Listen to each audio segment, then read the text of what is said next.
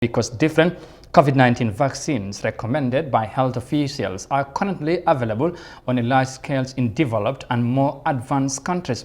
However, poor developing and small countries have yet to access any of these vaccines.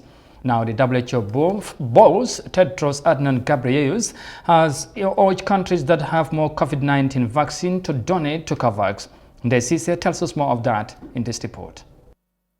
The mass vaccination program to protect people from the coronavirus has started globally to combat the pandemic, which has infected 89 million people and killed more than 1.9 million of those infected.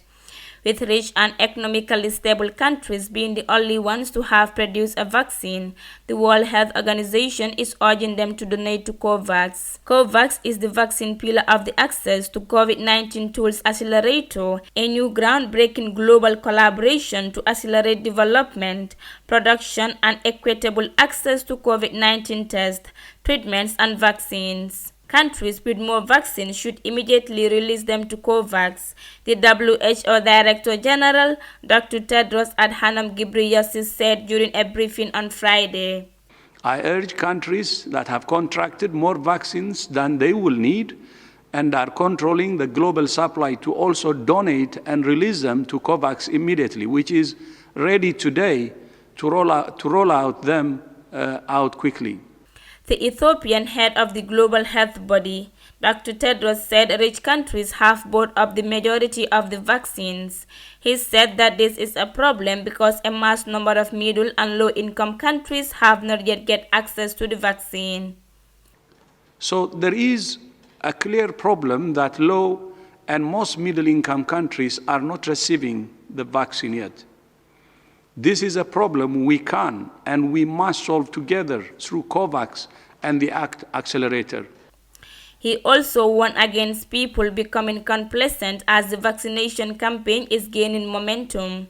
Meanwhile, Dr. Mike Ryan, the executive director of the WHO's Health Emergencies Program, also warned against an uneven distribution of the COVID vaccines. We do not want to see a prospect where we see large proportions of people vaccinated in some countries and no one vaccinated in other countries. The people likely to die from this infection is not everybody in every country. It is very particular risk groups by age and by vulnerability who are likely to get very sick and likely to die. It is frontline health workers who are exposed to this virus every day. This is whom we need to protect first. It's not about the overall percentage of the population that's susceptible. It's not about the overall percentage of the population will ultimately be infected. It is, are we going to allow those people who are vulnerable and those people who are most at risk to get sick and die from this virus? According to the WHO, 42 countries are currently administering COVID-19 vaccines. 36 of these are high-income countries and 6 are middle-income countries. The WHO said it is working in collaboration with scientists, businesses, and global health organizations through the Access to COVID-19 Tools Accelerator to speed up the pandemic response.